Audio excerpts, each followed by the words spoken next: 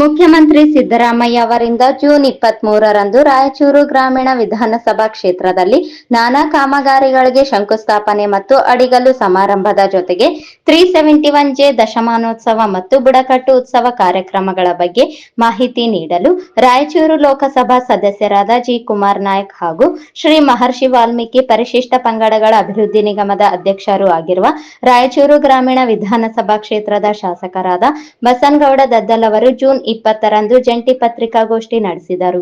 ಶಾಸಕರ ಕಚೇರಿಯ ಆವರಣದಲ್ಲಿ ಬೆಳಿಗ್ಗೆ ನಡೆದ ಪತ್ರಿಕಾಗೋಷ್ಠಿಯಲ್ಲಿ ಸಂಸದರಾದ ಜಿ. ಕುಮಾರ್ ನಾಯಕ್ ಅವರು ಮಾತನಾಡಿ, ಸಂವಿಧಾನದ ಅನುಚ್ಛೇದ 371ಜೆ ಕಾಯ್ದೆ ಅನುಷ್ಠಾನದಿಂದಾಗಿ ಈ ಭಾಗದವರಿಗೆ ಉದ್ಯೋಗ ಮತ್ತು ಶಿಕ್ಷಣದಲ್ಲಿ ಮೀಸಲು ಸೌಕರ್ಯ ಲಭ್ಯವಾಗಿ ನಮ್ಮ ಭಾಗದಲ್ಲಿ ಬಹುದೊಡ್ಡ ಕ್ರಾಂತಿಯಾಗುತ್ತಿದೆ. ಕೆಕೆಆರ್ಡಿಬಿ ಅಡಿಯಲ್ಲಿ ಇದುವರೆಗೆ 13,000 ಕೋಟಿ ರೂಪಾಯಿ ಅನುದಾನ ನೀಡಲಾಗಿದೆ. ಇದನ್ನು ಸಂಭ್ರಮಿಸಲಿಕ್ಕೆ ದಶಮಾನೋತ್ಸವ ಕಾರ್ಯಕ್ರಮ ಮಾಡುತ್ತಿದ್ದೇವೆ. ಜೊತೆಗೆ ರಾಯಚೂರು ಗ್ರಾಮೀಣ ಕ್ಷೇತ್ರದಲ್ಲಿ ಅಂದಾಜು 936 ಕೋಟಿ ರೂಪಾಯಿ ವೆಚ್ಚದಲ್ಲಿ ಅನೇಕ ಅಭಿವೃದ್ಧಿ ಕಾಮಗಾರಿಗಳಿಗೆ ಅಡಿಗಲ್ಲು ಮತ್ತು ಉದ್ಘಾಟನೆಯು ಮಾನ್ಯ ಮುಖ್ಯಮಂತ್ರಿಗಳಿಂದ ನೆರವೇರಲಿದೆ ಎಂದು ತಿಳಿಸಿದರು. ಯಾವ ರೀತಿ ಬಳಕೆ ಮಾಡಬೇಕು ಅನ್ನೋದ್ರ ಬಗ್ಗೆ ಬಹಳ ಸ್ಪಷ್ಟವಾದಂತಹ ರಾಯಚೂರಿನ ಜನತೆಯಾಗಿ ನಮಗೆ ಒಂದು ಸಂತೋಷ ತರುವಂತಹ ವಿಷಯ. ಆ ವಿಷಯವನ್ನ ಈಗಾಗಲೇ ಹೇಳಿದಾಗೆ ಸಂಭ್ರಮಿಸಲಿಕ್ಕಾಗಿ ಒಂದು ರೀತಿಯ ಕಾರ್ಯಕ್ರಮವನ್ನು ಮಾಡ್ತಾ ಇರುವಂಥದ್ದು. ಅಲ್ಲದೆ ಈ ಹಣ ಯಾವ ರೀತಿ ಖರ್ಚಾಗ್ತಾ ಇದೆ, ಯಾವ ರೀತಿ ಬಳಕೆ ಆಗ್ತಾ ಇದೆ ಅನ್ನೋದನ್ನ ಜನರು ಅವರಿಗೆ ಮುಟ್ಟಿಸಬೇಕು ಮತ್ತು ಅವರು ಅನುಷ್ಠಾನದಲ್ಲಿ ಆಸಕ್ತಿ ವಹಿಸಬೇಕು ಮತ್ತು ಅದರಲ್ಲಿ ಕಾರ್ಯದ ಒಂದು ಕ್ವಾಲಿಟಿ ಇದೆ ಎಲ್ಲದರ ಬಗ್ಗೆ ಅವರು ಜನಗಳು ಕೂಡ ಯುವಕರು ಕೂಡ ಇದರ ಬಗ್ಗೆ ಆಸಕ್ತಿ ವಹಿಸಬೇಕಾಗ್ತದೆ. ಆದ್ದರಿಂದ ಮಾಹಿತಿ ಬಹಳ ಮುಖ್ಯವಾಗಿ ಬೇಕಾಗ್ತದೆ. ಅದನ್ನ ಸಾರ್ವಜನಿಕರಿಗೆ ಹಂಚಿಕೊಳ್ಳಿಕ್ಕಾಗಿ ವಿಶೇಷವಾದಂತಹ ಒಂದು ರಾಜ್ಯ ಮಟ್ಟದ ಕಾರ್ಯಕ್ರಮ ಮಾಡ್ತಾ ಇರುವಂಥದ್ದು.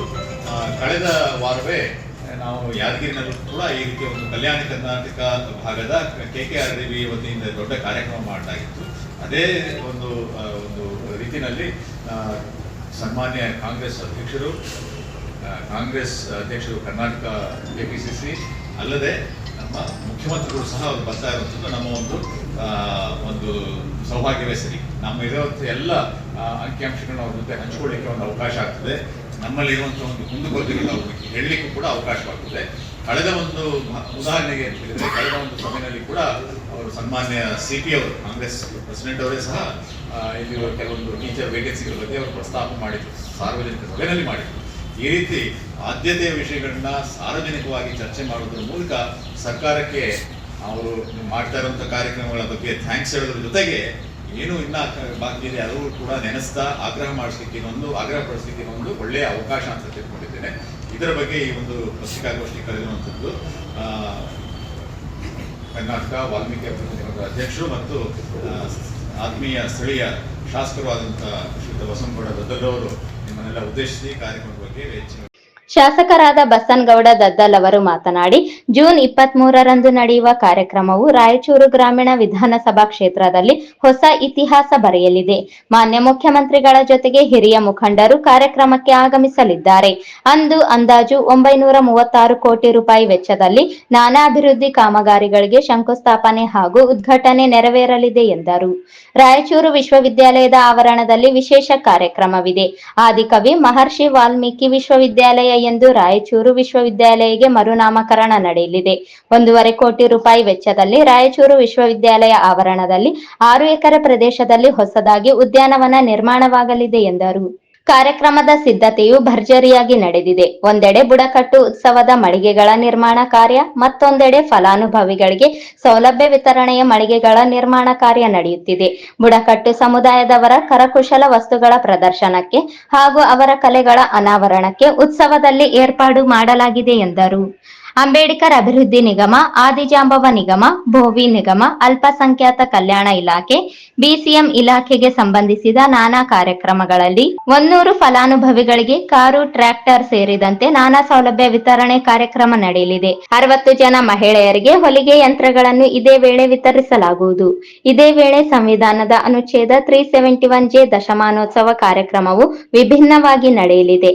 371ಜೆ ಹೋರಾಟಗಾಥೆ, ಈ ಮೀಸಲು ಸೌಲಭ್ಯ ಪಡೆದು ಉದ್ಯೋಗ ಗಿಟ್ಟಿಸಿದ ನೌಕರರ ಯಶೋಗಾಥೆಯ ಮಾಹಿತಿ, ಮತ್ತು ಹೋರಾಟದ ವಿಭಿನ್ನ ಛಾಯಾಚಿತ್ರಗಳು ಒಳಗೊಂಡ ಪುಸ್ತಕದ ಲೋಕಾರ್ಪಣೆ ನಡೆಯಲಿದೆ ಎಂದರು. 24 ಕೋಟಿ ರೂಪಾಯಿ ವೆಚ್ಚದಲ್ಲಿ 72 ಸರ್ಕಾರಿ ಶಾಲೆಗಳಲ್ಲಿ 185 ಹೆಚ್ಚುವರಿ ಶಾಲಾ ಕೊಠಡಿಗಳು, ಶೌಚಾಲಯ, ಭೋಜನಾಲಯ ನಿರ್ಮಾಣ ಕಾಮಗಾರಿಗೆ, 12 ಕೋಟಿ ರೂಪಾಯಿ ವೆಚ್ಚದಲ್ಲಿ 5 ಹೊಸ ಶಾಲಾ ಕಟ್ಟಡಗಳ ನಿರ್ಮಾಣಕ್ಕೆ, 6 ಕೋಟಿ ವೆಚ್ಚದಲ್ಲಿ 27 ಸಮುದಾಯ ಭವನ ನಿರ್ಮಾಣ ಕಾಮಗಾರಿಗೆ, 48 ಕೋಟಿ ರೂಪಾಯಿ ವೆಚ್ಚದಲ್ಲಿ 98 ಸಿಸಿ ರಸ್ತೆ ಮತ್ತು ಚರಂಡಿ ನಿರ್ಮಾಣ ಕಾಮಗಾರಿಗಳಿಗೆ, 111 ಕೋಟಿ ರೂಪಾಯಿ ವೆಚ್ಚದಲ್ಲಿ 24 ಬಿಟಿ ರಸ್ತೆ ಕಾಮಗಾರಿಗಳಿಗೆ, 289 ಕೋಟಿ ರೂಪಾಯಿ ವೆಚ್ಚದಲ್ಲಿ 6 ಕೆರೆ ತುಂಬುವ ಯೋಜನೆ ಮತ್ತು ಏತ ನೀರಾವರಿ ಯೋಜನೆ ಕಾಮಗಾರಿಗೆ, 152 ಕೋಟಿ ರೂಪಾಯಿ ವೆಚ್ಚದಲ್ಲಿ 1 ಬ್ರಿಡ್ಜ್ ಕಮ್ ಬ್ಯಾರೇಜ್ ಕಾಮಗಾರಿಗೆ, 21 ಕೋಟಿ ರೂಪಾಯಿ ವೆಚ್ಚದಲ್ಲಿ 218 ಹಳೆಯ ದೇವಾಲಯಗಳ ಜೀರ್ಣೋದ್ಧಾರ ಕಾಮಗಾರಿಗೆ, 3 ಕೋಟಿ ರೂಪಾಯಿ ವೆಚ್ಚದಲ್ಲಿ 12 ಚರ್ಚ್ಗಳ ದುರಸ್ತಿ ಕಾಮಗಾರಿಗಳಿಗೆ, 2.83 ಕೋಟಿ ರೂಪಾಯಿ ವೆಚ್ಚದಲ್ಲಿ 35 ಮಸೀದಿ, ದರ್ಗಾ ಮತ್ತು ಅಶೂರ್ ಖಾನ್ ಅಭಿವೃದ್ಧಿ ಕಾಮಗಾರಿಗೆ, 222 ಕೋಟಿ ರೂಪಾಯಿ ವೆಚ್ಚದಲ್ಲಿ ಬಹುಗ್ರಾಮ ಕುಡಿಯುವ ನೀರಿನ ಯೋಜನೆ ಕಾಮಗಾರಿಗೆ, 7 ಕೋಟಿ ರೂಪಾಯಿ ವೆಚ್ಚದಲ್ಲಿ 36 ಗ್ರಂಥಾಲಯಗಳ ನಿರ್ಮಾಣ ಕಾಮಗಾರಿಗೆ, 3 ಕೋಟಿ ರೂಪಾಯಿ ವೆಚ್ಚದಲ್ಲಿ 12 ಗ್ರಾಮದಲ್ಲಿ ಸಮುದಾಯ ಶೌಚಾಲಯ ನಿರ್ಮಾಣ ಕಾಮಗಾರಿಗೆ, 7 ಕೋಟಿ ರೂಪಾಯಿ ವೆಚ್ಚದಲ್ಲಿ 2 ಸಮುದಾಯ ಆರೋಗ್ಯ ಕೇಂದ್ರ, ಪ್ರಾಥಮಿಕ ಆರೋಗ್ಯ ಕೇಂದ್ರ ಮತ್ತು ಆರೋಗ್ಯ ಉಪಕೇಂದ್ರ ಕಾಮಗಾರಿಗಳಿಗೆ, 48 ಕೋಟಿ ರೂಪಾಯಿ ವೆಚ್ಚದಲ್ಲಿ ಆದಿಕವಿ ಶ್ರೀ ಮಹರ್ಷಿ ವಾಲ್ಮೀಕಿ ವಿಶ್ವವಿದ್ಯಾಲಯದ ಜೇನೋಮ್ ಸೆಂಟರ್, ಉದ್ಯಾನವನ ಮತ್ತು ಬೋಧನಾ ಕೊಠಡಿ ಕಾಮಗಾರಿಗಳಿಗೆ, 40 ಲಕ್ಷ ರೂಪಾಯಿ ವೆಚ್ಚದಲ್ಲಿ ಪಶು ಆಸ್ಪತ್ರೆ, 2 ಕೋಟಿ ರೂಪಾಯಿ ವೆಚ್ಚದಲ್ಲಿ ಟ್ರೀ ಪಾರ್ಕ್ ನಿರ್ಮಾಣ ಕಾಮಗಾರಿ ಸೇರಿದಂತೆ ಇನ್ನಿತರೆ ಬೇರೆ ಬೇರೆ ಇಲಾಖೆಗಳ ಕಾಮಗಾರಿ ಒಳಗೊಂಡು ಅಂದಾಜು 936 ಕೋಟಿ ರೂಪಾಯಿ ವೆಚ್ಚದಲ್ಲಿ ನಾನಾ ಕಾಮಗಾರಿಗಳಿಗೆ ಮಾನ್ಯ ಮುಖ್ಯಮಂತ್ರಿಗಳು ಶಂಕುಸ್ಥಾಪನೆ ಮತ್ತು ಪೂರ್ಣಗೊಂಡ ಕಾಮಗಾರಿಗಳನ್ನು ಲೋಕಾರ್ಪಣೆ ಮಾಡಲಿದ್ದಾರೆ ಎಂದು ಶಾಸಕರು ವಿವರಿಸಿದರು. 23ನೇ ತಾರೀಕು ನಡೆಯುವಂತ ಬೃಹತ್ತಾದಂಥ ಕಾರ್ಯಕ್ರಮವನ್ನ ರಾಯಚೂರು ಗ್ರಾಮೀಣ ವಿಧಾನಸಭಾ ಕ್ಷೇತ್ರದಲ್ಲಿ ನಾವು ಈಗಾಗಲೇ ಏರ್ಪಡಿಸಿದ್ವಿ. ಕಾರ್ಯಕ್ರಮದ ಬಗ್ಗೆ ಸಿದ್ಧತೆಗಳೆಲ್ಲ ಕೂಡ ಈಗಾಗಲೇ ನಡೀತಾ ಇದೆ. ಜಿಲ್ಲಾಡಳಿತ ಮತ್ತು ಜಿಲ್ಲಾ ಪಂಚಾಯತ್ ವತಿಯಿಂದ ಎಲ್ಲ ಕಾರ್ಯಕ್ರಮಗಳನ್ನ ಈಗ ನಡೀತಾ ಇದೆ. ಆ ಕಾರ್ಯಕ್ರಮದ ಧ್ಯೇಯ ಉದ್ದೇಶಗಳು ಕೂಡ ಪ್ರಥಮವಾಗಿ ಏನು ಆದಿಕವಿ ಶ್ರೀ ಮಹರ್ಷಿ ವಾಲ್ಮೀಕಿ ವಿಶ್ವವಿದ್ಯಾಲಯವನ್ನ ಬೋರ್ಡ್ ಅನಾವರಣ ಮಾಡುವಂತ ಕೆಲಸ ಮತ್ತು ಅದರಲ್ಲಿ ಒಂದು ಉದ್ಯಾನವನವನ್ನ ಸುಮಾರು 6 ಎಕರೆಯಲ್ಲಿ ಒಂದು ಉದ್ಯಾನವನ ನಿರ್ಮಾಣ ಮಾಡುವುದಕ್ಕೆ ಈಗಾಗಲೇ KKRDBಯಿಂದ 1.5 ಕೋಟಿ ರೂಪಾಯಿಗಳನ್ನ ಅಲ್ಲಿ ಅಡಿಗಲ್ಲು ಶಂಕುಸ್ಥಾಪನೆ ಮತ್ತು ಪುತ್ಥಳಿಯನ್ನ ನಿರ್ಮಾಣ ಮಾಡೋದಕ್ಕೆ ಶಂಕುಸ್ಥಾಪನೆ ಕಾರ್ಯಕ್ರಮ ಇರ್ತದೆ. ಅದಾದ ನಂತರ ಬುಡಕಟ್ಟು ಉತ್ಸವ ಅಂತೇಳಿ ಬುಡಕಟ್ಟು ಉತ್ಸವನ್ನ ಹೆರ್ಗೇರದಲ್ಲಿ ಈಗಾಗಲೇ ಸ್ಟಾಲ್ಗಳನ್ನು ಹಾಕ್ತಾ ಇದ್ವಿ. ಅಲ್ಲಿಂದ ಚಾಮರಾಜನಗರ, ಮೈಸೂರು, ಕೊಳೆಗಲ್ಲು, ಕೊಡಗು ಆ ಭಾಗದಿಂದ ಬುಡಕಟ್ಟಿನ ಏನು ಹ್ಯಾಂಡ್ ಮೇಡ್ ಅಂದ್ರೆ ಕೈಯಿಂದ ತಯಾರಿಸಿದಂಥ ವಸ್ತುಗಳನ್ನು ಅವರೆಲ್ಲ ಆ ಉತ್ಸವದಲ್ಲಿ ಅವರೆಲ್ಲವನ್ನ ಭಾಗವಹಿಸ್ತಾರೆ. ಅವರಿಗೆಲ್ಲ ಸ್ಟಾಲ್ಗಳನ್ನು ಮಾಡ್ತಾ ಇದ್ವಿ. ಮತ್ತು ವಿವಿಧ ಕಲಾ ತಂಡಗಳು ಕೂಡ ಟ್ರೈಬಲ್ ಉತ್ಸವದ ಕಲಾ ತಂಡಗಳು ಕೊಡ್ತಾರೆ. ಅದರ ಜೊತೆಗೆ ವಿವಿಧ ಫಲಾನುಭವಿಗಳಿಗೆ ನೇರವಾದಂಥ ಸ್ಕೀಮ್ಗಳನ್ನು ಸುಮಾರು ಒಂದು 100 ಜನರಿಗೆ ಕಾರುಗಳು ಮತ್ತು ಟ್ಯಾಕ್ಟ್ರಿ, ರೈತರಿಗೆ ಬೇಕಾದಂಥ ಟ್ಯಾಕ್ಟ್ರಿಗಳು ಮತ್ತು ಗೂಡ್ಸ್ ವೆಹಿಕಲ್ ವಾಹನಗಳು ಮತ್ತು ಬೈಕ್ಗಳು ಈ ರೀತಿಯಾಗಿ ಒಂದು 100 ಫಲಾನುಭವಿಗಳಿಗೆ ವಿತರಣೆ ಮಾಡುವಂಥ ಕೆಲಸ ಆಗ್ತದೆ. ಮತ್ತು ಅದರ ಜೊತೆಗೆ ಮಹಿಳಾ ಟೈಲರಿಂಗ್ ಮಾಡುವಂಥ ಏನು ನಮಗೆ ಹೊಲಿಗೆ ಯಂತ್ರಗಳನ್ನು ಅವ್ರಿಗೆ ಕೂಡ ಸುಮಾರು ಒಂದು 60 ಜನ ಮಹಿಳೆಯರಿಗೆ ಹೊಲಿಗೆ ಯಂತ್ರಗಳನ್ನು ಕೊಡುವಂಥದ್ದು. ಮತ್ತು ಸ್ವಸಹಾಯ ಸಂಘ, ನಮ್ಮ ವಾಲ್ಮೀಕಿ ಅಭಿವೃದ್ಧಿ ನಿಗಮದಿಂದ ಸ್ವಸಹಾಯ ಸಂಘಗಳನ್ನು ಕೊಡುವಂಥದ್ದು. ಮತ್ತು ಅಲ್ಲಿ ವಿವಿಧ ಇಲಾಖೆಗಳು, ಅಲ್ಪಸಂಖ್ಯಾತರ ಇಲಾಖೆಗಳಿಂದ ಕಾರುಗಳಿವೆ ಮತ್ತು ಆದಿಜಂಬಾವ ನಿಗಮದಿಂದ ಕಾರುಗಳು ಕೊಡುವಂಥದ್ದಾಗಿರ್ಬೋದು, ಮತ್ತು ಅಂಬೇಡ್ಕರ್ ಅಭಿವೃದ್ಧಿ ನಿಗಮದಿಂದ ಇರ್ಬೋದು, ಮತ್ತು ಭೂಮಿ ಸಮ ನಿಗಮದಿಂದ ಇರ್ಬೋದು, ಮತ್ತು BCM ಇಲಾಖೆಯಿಂದ ಇರ್ಬೋದು. ಈ ರೀತಿಯಾಗಿ ಎಲ್ಲ ಬೆನಿಫಿಷಿಯರ್ ಸೇರಿ ಸುಮಾರು 100 ಜನರಿಗೆ ಒಂದು ಕಾರುಗಳನ್ನ ಎಲ್ಲವನ್ನು ವಿತರಣೆ ಮಾಡ್ಬೇಕಂತೇಳಿ ಅಲ್ಲಿ ಸ್ಟಾಲ್ಗಳಾಗಿವೆ. ಎಲ್ಲ ವೆಹಿಕಲ್ಗಳು ಅಲ್ಲಿ ಬಂದು ಗಾಡಿಗಳನ್ನು ಅಲ್ಲಿ ಸ್ಟಾಪ್ ಮಾಡಿ ಇದು ಮಾಡೋದಿರ್ತದೆ. ಹಾಗಾಗಿ ಒಂದು ಕಡೆ ಟ್ರೈಬಲ್ ಉತ್ಸವದ ಸ್ಟಾಲ್ಗಳಿರ್ತದೆ, ಒಂದು ಕಡೆ ವೆಹಿಕಲ್ಗಳನ್ನು ನಿಲ್ಲಿಸುವಂಥದ್ದು ಮಾಡಿ ಅದಕ್ಕೆ ಮೇನ್ ಮುಖ್ಯ ದ್ವಾರ ಮಾಡಿ ಅದನ್ನು ಉದ್ಘಾಟನೆ ಈ ರಾಜ್ಯದ ಮುಖ್ಯಮಂತ್ರಿಗಳ ಕಡೆಯಿಂದ ಮಾಡಿಸಿ ಆ ಬೆನಿಫಿಷರಿಗೆ ವಿತರಣೆ ಮಾಡುವಂಥ ಕೆಲಸವನ್ನು ಆಗ್ತದೆ. ಅದರ ಜೊತೆಗೆ ಅದಾದ ನಂತರ ವೇದಿಕೆಯ ಕಾರ್ಯಕ್ರಮವನ್ನು ಅಲ್ಲಿ ಹೆಗ್ಗೇರದ ಹತ್ರ ವೇದಿಕೆ ಕಾರ್ಯಕ್ರಮ ಇರ್ತದೆ. ಅಲ್ಲಿ ಸುಮಾರು 936 ಕೋಟಿ ರೂಪಾಯಿಗಳನ್ನು ಅಡಿಗಲ್ಲು ಮತ್ತು ಶಂಕುಸ್ಥಾಪನೆ ಮತ್ತು ಉದ್ಘಾಟನೆ ಕಾರ್ಯಕ್ರಮಗಳನ್ನು ವಿವಿಧ ಇಲಾಖೆಯ ಯೋಜನೆ ಅಡಿಯಲ್ಲಿ ರಾಯಚೂರು ಗ್ರಾಮೀಣ ವಿಧಾನಸಭಾ ಕ್ಷೇತ್ರಕ್ಕೆ ಒಳಪಡುವಂಥ ಕಾಮಗಾರಿಗಳನ್ನು ಶಂಕುಸ್ಥಾಪನೆ ಎಲ್ಲ ಬೋರ್ಡ್ಗಳನ್ನು ಈಗಾಗಲೇ ಪ್ರೋಟೋಕಾಲ್ ಸಿಸ್ಟಮ್ನಲ್ಲಿ ಆಯಾ ಇಲಾಖೆಯವರು ಒಂದು ಬೋರ್ಡನ್ನು ನಿರ್ಮಾಣ ಮಾಡಿ ಅಲ್ಲೇ ಇನಾಗ್ರೇಷನ್ ಮಾಡುವಂಥ ಕೆಲಸ ಮಾಡ್ತಾರೆ. ಅದಾದ ನಂತರ ಸ್ಟೋನ್ಗಳನ್ನು ಆಯಾ ವಿಲೇಜ್ಗಳಿಗೆ ಹೋಗಿ ಸಂಬಂಧಿಸಿದ ಏನು ನಾವು ಉದ್ಘಾಟಿಸಿರ್ತೀವಿ ಅದಕ್ಕೆ ಅಡಿಗೆಲ್ಲ ಅದನ್ನು ಸ್ಟೋನನ್ನು ಅಲ್ಲಿ ಕಳಿಸ್ಕೊಡುವಂಥ ಕೆಲಸವನ್ನು ಇದು ಮಾಡ್ತಾ ಇದ್ವಿ. ಹಾಗಾಗಿ ಈ ಕಾರ್ಯಕ್ರಮದಲ್ಲಿ ಈ ರಾಜ್ಯದ AICCನ ಅಧ್ಯಕ್ಷರು ಮತ್ತು ರಾಜ್ಯಸಭಾ ವಿರೋಧ ಪಕ್ಷದ ನಾಯಕರಾದಂಥ ಮಲ್ಲಿಕಾರ್ಜುನ್ ಖರ್ಗೆ ಸಾಹೇಬರು ಬರ್ತಾರೆ. ಮತ್ತು ಅವರು ಬರೋಂಥದ್ದು ಕೂಡ ಆರ್ಟಿಕಲ್ 371J ಇದು ದಶಮಾನೋತ್ಸವದ ಸುಮಾರು 25,000 ಬುಕ್ಗಳನ್ನು ಅದರಲ್ಲಿ ಏನು ಆರ್ಟಿಕಲ್ 371J ಆ್ಯಕ್ಟನ್ನು ಆದಂಥ ಅಂಶಗಳನ್ನು ಒಳಗೊಂಡಿರ್ತದೆ ಮತ್ತು ಹೋರಾಟದ ನಡೆದು ಬಂದ ದಾರಿಯನ್ನು ಇರ್ತದೆ ಮತ್ತು ಅದಕ್ಕೆ ಯಾರ್ಯಾರು ಹೋರಾಟಗಾರರು ಆಗಿದ್ದಾರೆ ಅವರ ಅನಿಸಿಕೆಗಳು ಇರ್ತದೆ. ಈ ರೀತಿಯಲ್ಲಿ ಮತ್ತು ನಮ್ಮ ಈ ಭಾಗಕ್ಕೆ ಎಷ್ಟು ಇಲ್ಲಿವರೆಗೂ ಶಿಕ್ಷಣದಲ್ಲಿ ಸಿಕ್ಕಂಥ ಮೀಸಲಾತಿ ಡಾಕ್ಟರ್ಸ್ ಇರ್ಬೋದು, ಇಂಜಿನಿಯರ್ಸ್ ಇರ್ಬೋದು, ವಿವಿಧ ಕೋರ್ಸ್ PG ವಿವಿಧ ಕೋರ್ಸ್ಗಳಿರ್ಬೋದು, ಅದು ಅಂಕಿ ಅಂಶಗಳು ಕೂಡ ಅದರಲ್ಲಿ ಬುಕ್ದಲ್ಲಿ ಕೊಡುವಂಥ ಕೆಲಸವನ್ನು ಮಾಡ್ತಾ ಇದ್ವಿ. ಈ ನಿಟ್ಟಿನಲ್ಲಿ ಎಲ್ಲ ಅಂಶಗಳನ್ನು ಈ ಭಾಗದಲ್ಲಿ ಏನು ಇವತ್ತಿನವರೆಗೆ ಪ್ರಮೋಷನ್ ಇರ್ಬೋದು ಮತ್ತು ಎಂಪ್ಲಾಯ್ಮೆಂಟ್ ಇರ್ಬೋದು ಸಿಕ್ಕಿರುವಂಥದ್ದು ಮತ್ತು ಮುಂದೆ ಈ ಭಾಗಕ್ಕೆ ಆರ್ಟಿಕಲ್ 371 ಆದಮೇಲೆ ಮುಂದೆ ಏನು ಸಿಗುವಂಥದ್ದು ಕೂಡ ಅದನ್ನೆಲ್ಲವನ್ನು ಆ್ಯಕ್ಟಿನಲ್ಲಿ ಅಡಗಿರ್ತದೆ. ಆ ಬುಕ್ಕನ್ನು ದಶಮಾನೋತ್ಸವ ಕಾರ್ಯಕ್ರಮ ಅಂತೇಳಿ ಇವತ್ತು ಬುಕ್ಕನ್ನು ಮಾಡಿದ್ವಿ. ಅವ್ರ ಕಡೆಯಿಂದ ಲೋಕಾರ್ಪಣೆ ಮಾಡುವಂಥ ಕೆಲಸವನ್ನು ಆವತ್ತಿನ ದಿನ ಇರ್ತದೆ. ಮತ್ತು ಈ ರಾಜ್ಯದ ಮುಖ್ಯಮಂತ್ರಿಗಳಾದಂಥ ಸಿದ್ದರಾಮಯ್ಯ ಸಾಹೇಬರು ಕೂಡ ಇವೆಲ್ಲವನ್ನು ಕಾರ್ಯಕ್ರಮಗಳನ್ನು ಉದ್ಘಾಟನೆ ಮಾಡಿಸ್ತಾ ಇರ್ತಾರೆ. ಅದರಲ್ಲಿ ಉಪಮುಖ್ಯಮಂತ್ರಿಗಳಾದಂಥ DK ಶಿವಕುಮಾರ್ ಸಾಹೇಬರು ಬರ್ತಾರೆ ಮತ್ತು ಸುಮಾರು 8 ಜನ ಸಚಿವರು ಆ ಕಾರ್ಯಕ್ರಮದಲ್ಲಿ ಬರ್ತಾ ಇದ್ದಾರೆ. ಅವರು ವಿವಿಧ ಇಲಾಖೆ ಅವರವ್ರ ಇಲಾಖೆಗಳ ಮಂತ್ರಿಗಳ ಇಲಾಖೆಗೆ ಸಂಬಂಧಪಟ್ಟ ಕಾಮಗಾರಿಗಳು ಎಲ್ಲವನ್ನು ಇದರಲ್ಲಿ ಆ ನಿಟ್ಟಿನಲ್ಲಿ ಒಂದು ಕಾರ್ಯಕ್ರಮವನ್ನು ರೂಪಿಸಿದ್ವಿ. ಈ ಕಾರ್ಯಕ್ರಮದಲ್ಲಿ ಸುಮಾರು 40,000 to 50,000 ಜನರನ್ನ ಈ ಕಾರ್ಯಕ್ರಮದಲ್ಲಿ ಸೇರೋದಕ್ಕೆ ಮತ್ತು ಅವರಿಗೆ ಎಲ್ಲ ರೀತಿ ವ್ಯವಸ್ಥೆಗಳನ್ನು ನಾವೀಗ ಆಸನಗಳಾಗಿರ್ಬೋದು, ಬರೋದಕ್ಕೆ ಆಗಿರ್ಬೋದು, ಎಲ್ಲ ರೀತಿಯಿಂದ ವ್ಯವಸ್ಥೆಗಳನ್ನು ನಾವೆಲ್ಲ ಸೇರಿ ಮಾಡ್ತಾ ಇದ್ವಿ. ನಮ್ಮೆಲ್ಲ ನಾಯಕರುಗಳು ನಾವು ಸೇರಿ ಇವತ್ತು ಆ ಕಾರ್ಯಕ್ರಮವನ್ನು ರೂಪಿಸಿದ್ವಿ.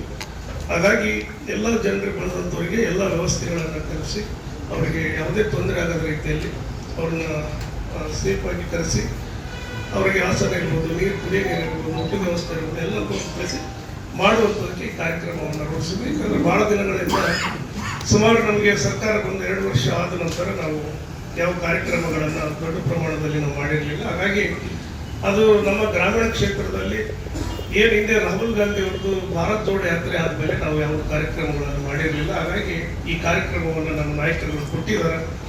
ಇದನ್ನು ಅಚ್ಚುಕಟ್ಟಾಗಿ ನಾವೆಲ್ಲರೂ ಕೂಡ ನಮ್ಮ ಜಿಲ್ಲೆಯ ನಾಯಕರು ನಾವೆಲ್ಲರೂ ಸೇರಿ ಅಚ್ಚುಕಟ್ಟಾಗಿ ಅದನ್ನು ಮಾಡುವಂಥದಕ್ಕೆ ಸಿದ್ಧತೆಗಳನ್ನು ನಾವು ಮಾಡಿದ್ವಿ.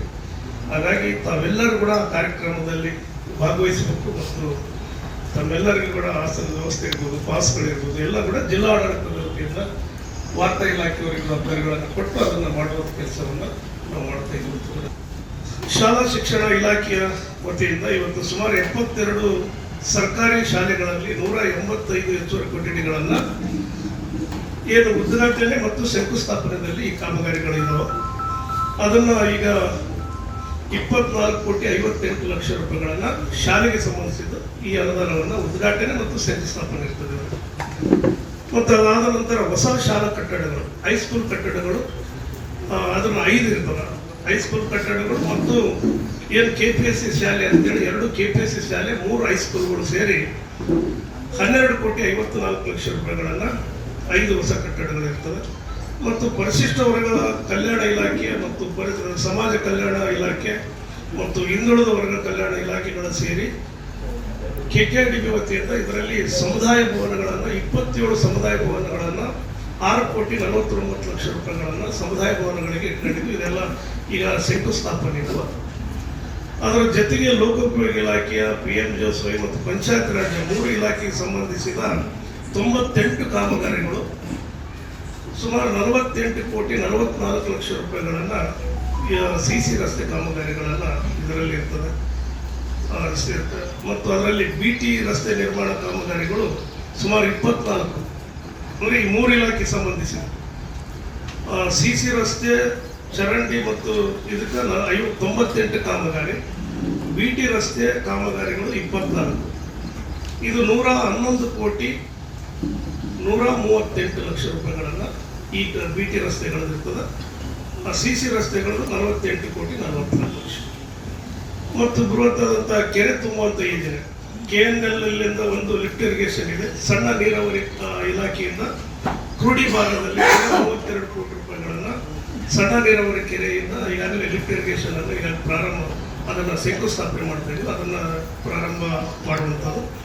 ಮತ್ತು ಇನ್ನೊಂದು ಲಿಫ್ಟ್ ಇರಿಗೇಷನ್ ಕೂಡ ಇದೆ. ಈ 2 ಲಿಫ್ಟ್ ಇರಿಗೇಷನ್ಗಳು ಸೇರಿ 289 ಕೋಟಿ ರೂಪಾಯಿಗಳನ್ನು, ಅದರಲ್ಲಿ ಏನು ಚೆಕ್ ಡ್ಯಾಮ್ಸ್ಗಳು ಇದಾವೆ, ಚೆಕ್ ಡ್ಯಾಮ್ಸು ಮತ್ತು ಬಿಟ್ಕಮ್ ಬ್ಯಾರೇಜ್ ಅಂತೇಳಿ ಸಣ್ಣವು ಇದಾವೆ, ಅವೆಲ್ಲ ಸೇರಿ 289 ಕೋಟಿ ರೂಪಾಯಿಗಳನ್ನು ಆಗಿದೆ.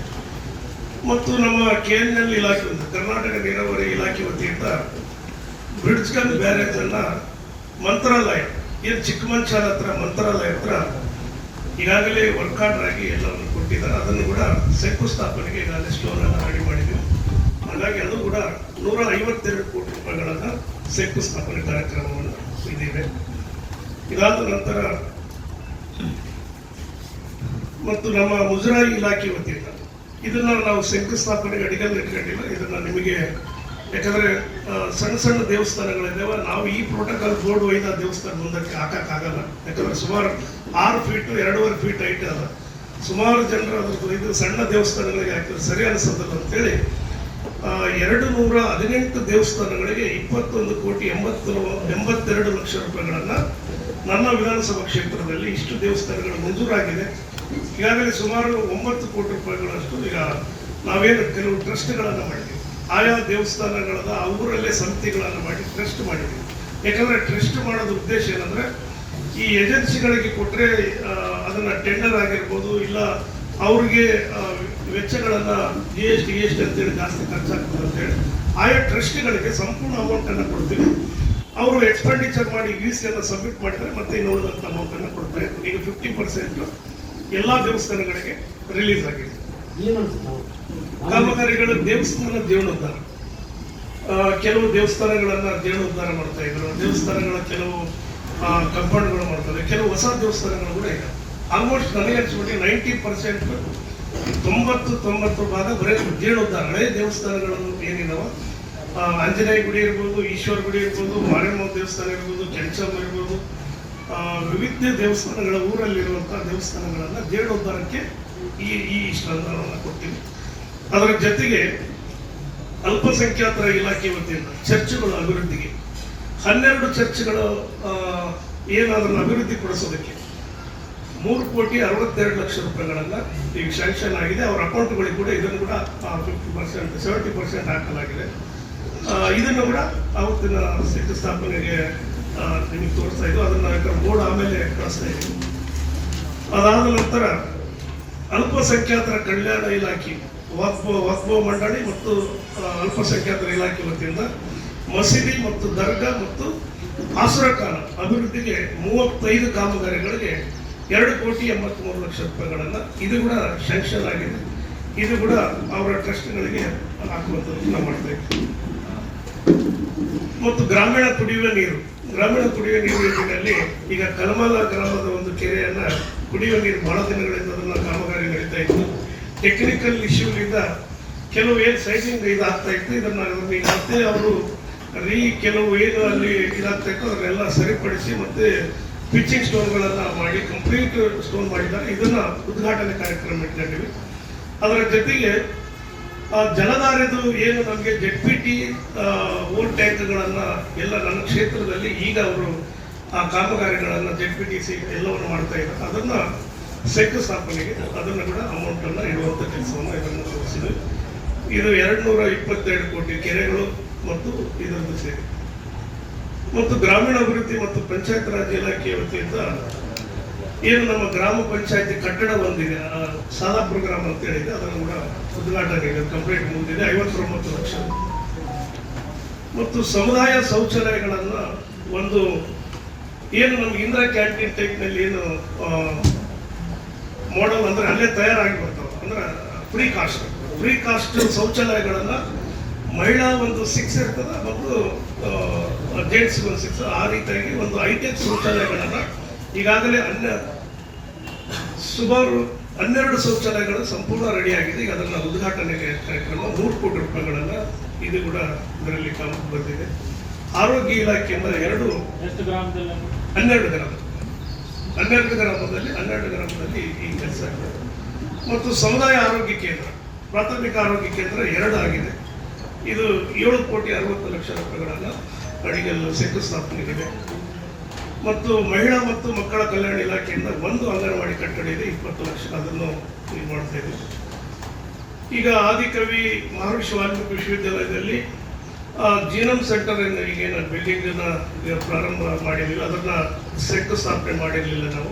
ಹಾಗಾಗಿ ಅದನ್ನ ಶಂಕುಸ್ಥಾಪನೆ ಮಾಡೋದ್ರ ಜೊತೆಗೆ ಅಲ್ಲಿ ಅಡಿಗಲ್ಲು ಉದ್ಯಾನವನ, ಜೀನಮ್ ಸೆಂಟರ್, ಇದು ಕೂಡ ಅಲ್ಲಿ ಅಡಿಗಲ್ಲ ಜೀನಮ್ ಸೆಂಟರ್ DNA ಟೆಸ್ಟ್ ಸಿಗಲ್ಲ.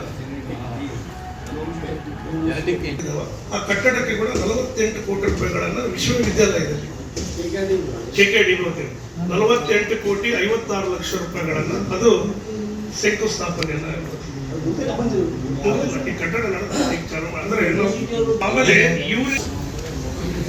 ಆಮೇಲೆ ಪಶು ಸಂಗೋಪನಾ ಇಲಾಖೆಯಿಂದ ಒಂದು ಪಶು ಆಸ್ಪತ್ರೆಯನ್ನ 40 ಲಕ್ಷ ರೂಪಾಯಿಗಳನ್ನ ಅದು ಇರ್ಪನೂರಲ್ಲಿ ಅದನ್ನು ಕೂಡ ಶಂಕುಸ್ಥಾಪನೆ ಇದೆ. ಅರಣ್ಯ ಇಲಾಖೆಯಿಂದ ಒಂದು ಟ್ರೀ ಪಾರ್ಕ್ ಅಂತೇಳಿ ವಿಶ್ವವಿದ್ಯಾಲಯದಲ್ಲಿ ಪಕ್ಕದಲ್ಲಿ ಒಂದು ಟ್ರೀ ಪಾರ್ಕ್ ಅನ್ನ ಅದು ಸುಮಾರು 2 ಕೋಟಿ ರೂಪಾಯಿಗಳಿದೆ. ಈ ಸಾರಿ 50 ಲಕ್ಷ ರೂಪಾಯಿಗಳಲ್ಲಿ ಬಿಡುಗಡೆ ಮಾಡಿದ್ದಾರೆ. ಅದನ್ನ ಒಂದು ಪ್ರಾಜೆಕ್ಟ್ ಕಾಸ್ಟ್ 2 ಕೋಟಿ ರೂಪಾಯಿಗಳು. ಈಗಾಗಲೇ ಅದು ಕಾಮಗಾರಿಗಳನ್ನ ಅದನ್ನ ಪ್ರಾರಂಭಿಸಿ ಅದನ್ನು ಕೂಡ ಶಂಕುಸ್ಥಾಪನೆ ಆದಂತ ಇಷ್ಟು ಒಟ್ಟಾರೆಯಾಗಿ ಸೇರಿ. ಆಮೇಲೆ ಗ್ರಂಥಾಲಯಗಳು ಸುಮಾರು 36 ಗ್ರಂಥಾಲಯಗಳನ್ನ ನಮ್ಮ HKDB ವತಿಯಿಂದ ಈಗಾಗಲೇ ಅದನ್ನ ಕಟ್ಟಡಗಳನ್ನ ಕೊಟ್ಟಿದ್ದೇನೆ, ಟೆಂಡರ್ ಆಗಿದೆ, ಅದನ್ನು ಕೂಡ ಶಂಕುಸ್ಥಾಪನೆ. ಇದು ವಿಶೇಷವಾಗಿ ಈಗಾಗಲೇ ಇದಕ್ಕೆ ಬೇಕಾದಂತ ರ್ಯಾಕ್ಸ್ ಇರ್ಬೋದು, ಬುಕ್ಸ್ ಇರ್ಬೋದು, ಮತ್ತು ಎಲ್ಲವನ್ನ ರೆಡಿಯಾಗಿ ಶಾಂಕ್ಷನ್ ಸರ್ಕಾರ ಕೊಟ್ಟಿದೆ ನಮಗೆ.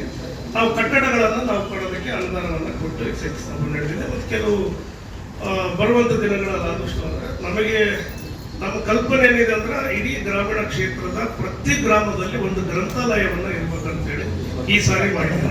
ಈಗ 36 ಕೊಟ್ಟಿದ್ದೀನಿ, ಮತ್ತೆ 40ಕ್ಕೆ ಸರ್ಕಾರ ಶಾಂಕ್ಷನ್ ಕೊಡ್ತಾ ಇದೆ. ನಾವು ಕಟ್ಟಡ ಕೊಡೋದಕ್ಕೆ ನಾವು ರೆಡಿ ಇದೀವಿ ಅಂತೇಳಿ ನಾವು ಪತ್ರಗಳನ್ನು ಕೊಟ್ಟಿದ್ದೀವಿ. ಹಾಗಾಗಿ ವರ್ಷದಲ್ಲಿ ಹಂತವಾಗಿ ಪ್ರತಿ ಬರುವಂತ ದಿನಗಳಲ್ಲಿ ಸುಮಾರು ಒಂದು 170 ಗ್ರಂಥಾಲಯಗಳನ್ನ ನನ್ನ ಕ್ಷೇತ್ರದಲ್ಲಿ ಮುಗಿಸಬೇಕಾಗ್ತದೆ. ಹೋದ ಸಾರಿ ನಮ್ಮ ಕಲ್ಪನೆ ಅಂತಂದ್ರೆ ಇಡೀ ಗ್ರಾಮೀಣ ಕ್ಷೇತ್ರದಲ್ಲಿ ಐಮಾಸ್ ಲೈಟ್ಗಳನ್ನು ಫಸ್ಟ್ ಕೊಡುವಂತ ಕೆಲಸ ಇದೆ. ಈ ಸಾರಿ ಪ್ರತಿ ಗ್ರಾಮದಲ್ಲಿ ಗ್ರಂಥಾಲಯ ಇರಬೇಕಂತ ಉದ್ದೇಶ. ಆರಂಭದಲ್ಲಿ ವಿಧಾನ ಪರಿಷತ್ ಸದಸ್ಯ ಹಾಗೂ ಕೆಪಿಸಿಸಿ ಕಾರ್ಯಾಧ್ಯಕ್ಷ ಎ ವಸಂತ್ ಕುಮಾರ್ ಮಾತನಾಡಿ, ಗ್ರಾಮೀಣ ಭಾಗದ ವಿವಿಧ ಅಭಿವೃದ್ಧಿ ಕಾಮಗಾರಿಗಳ ಶಂಕುಸ್ಥಾಪನೆ ಹಾಗೂ ಉದ್ಘಾಟನಾ ಕಾರ್ಯಕ್ರಮವನ್ನು ಹಮ್ಮಿಕೊಳ್ಳಲಾಗಿದೆಯಲ್ಲದೆ ಇದೇ ಸಂದರ್ಭದಲ್ಲಿ 371J ದಶಮಾನೋತ್ಸವ ಕಾರ್ಯಕ್ರಮ ಹಮ್ಮಿಕೊಳ್ಳಲಾಗಿದ್ದು, ಆ ಕಾರ್ಯಕ್ರಮದಲ್ಲಿ 371J ಸಾಧನೆ ಗುರಿ ಕುರಿತು ಸಮಾಲೋಚನೆ ನಡೆಯಲಿದೆ ಎಂದರು.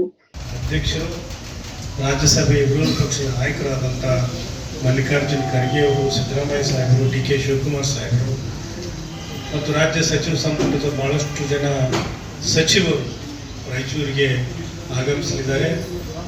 ಆ ಒಂದು ಹಿನ್ನೆಲೆಯಲ್ಲಿ ನಾವು ಆ ಒಂದು ಕಾರ್ಯಕ್ರಮದಲ್ಲಿ ರಾಯಚೂರು ಗ್ರಾಮೀಣ ಕ್ಷೇತ್ರದ ಹಲವಾರು ಅಭಿವೃದ್ಧಿ ಯೋಜನೆಗಳ ಉದ್ಘಾಟನೆ ಮತ್ತು ಶಂಕುಸ್ಥಾಪನೆ, ಅದರ ಜೊತೆಗೆ ವಿಶೇಷವಾಗಿ 371J ಕಲಂನ ದಶಮಾನೋತ್ಸವ ಸಂದರ್ಭದಲ್ಲಿ ಅದರ ಒಂದು ಅಂಕಿ ಅಂಶಗಳು ಮತ್ತು ಅದರದ ಹಿನ್ನೋಟ ಮತ್ತು ಮುನ್ನೋಟದ ಬಗ್ಗೆ ಜನರ ಗಮನವನ್ನು ಸೆಳೆಯುವಂಥದ್ದು ಮತ್ತು ಈ ಹಿನ್ನೆಲೆಯಲ್ಲಿ ನಾವು ಏನು ನಡೆದು ಬಂದಂಥ ದಾರಿ 371 ಹೋರಾಟ ಮತ್ತು ಆ ಹಿನ್ನೆಲೆಯಲ್ಲಿ ಅದನ್ನು ತಿದ್ದುಪಡಿ ಮಾಡಿ ಜಾರಿಗೊಳಿಸಿರುವಂಥ ಸಂದರ್ಭಗಳನ್ನು ಮೆಲುಕು ಹಾಕುವಂಥದ್ದು ಮತ್ತು ಅದರಿಂದ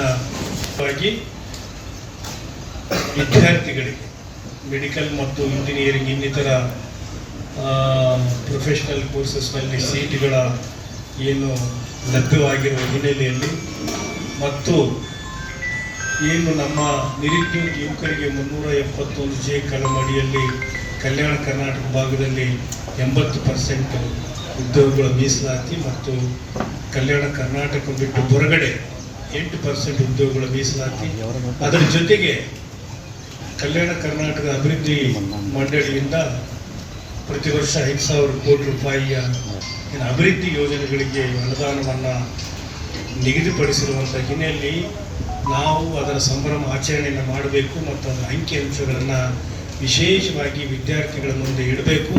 ಮತ್ತು ಅದರ ಜೊತೆಗೆ ಇವತ್ತು ಇನ್ನೊಂದು ವಿಶೇಷವಾದಂಥ ಕಾರ್ಯಕ್ರಮ ನಾವು ಆ ಒಂದು ಕಾರ್ಯಕ್ರಮದಲ್ಲಿ ಹಮ್ಮಿಕೊಂಡಿದ್ದೇವೆ. ಅದೇನೆಂದರೆ ರಾಯಚೂರು ವಿಶ್ವವಿದ್ಯಾಲಯವನ್ನು ಮಹರ್ಷಿ ವಾಲ್ಮೀಕಿ ವಿಶ್ವವಿದ್ಯಾಲಯ ಅಂತೇಳಿ ಈಗಾಗಲೇ ಕ್ಯಾಬಿನೆಟ್ನಲ್ಲಿ ರಾಜ್ಯ ಸರ್ಕಾರ ತೀರ್ಮಾನ ಮಾಡಿ ಹೆಸರನ್ನು ಅನಾವರಣ ಮಾಡುವಂಥದ್ದು, ನಾಮಕರಣ ಮಾಡುವಂಥ ಕಾರ್ಯಕ್ರಮ.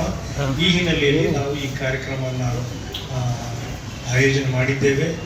ಸರ್ಕಾರದ ವತಿಯಿಂದ ಸರ್ಕಾರದ ಎಲ್ಲ ಇಲಾಖೆಗಳು ಇದರಲ್ಲಿ ಭಾಗವಹಿಸ್ತವೆ. ಹಲವಾರು ಫಲಾನುಭವಿಗಳಿಗೆ ಅಂದೇ ನಾವು ಹಲವು ಯೋಜನೆಗಳಲ್ಲಿ ಅದರ ಸಂಪೂರ್ಣ ವಿವರಗಳನ್ನು ಪತ್ರಿಕಾಗೋಷ್ಠಿಯಲ್ಲಿ ಮುಖಂಡರಾದ ಬಸವರಾಜ್ ಪಾಟೀಲ್ ಇಟಗಿ, ಮಲ್ಲಿಕಾರ್ಜುನ್ ಪಾಟೀಲ್, ಅಬ್ದುಲ್ ಕರೀಂ, ರಜಾಕ್ ಉಸ್ತಾದ್, ಜಯವಂತರಾವ್ ಪತಂಗೆ, ರಾಜಶೇಖರ್ ರಾಮಸ್ವಾಮಿ, ಅಸ್ಲಾಂ ಪಾಷಾ, ಚಂದ್ರಶೇಖರ್ ಪಾಟೀಲ್, ನಾಗೇಂದ್ರಪ್ಪ ಮಠಮಾರಿ, ಪಂಪಾಪತಿ, ಚನ್ನಬಸವ ನಾಯಕ್ ಸೇರಿದಂತೆ ಇತರರಿದ್ದರು.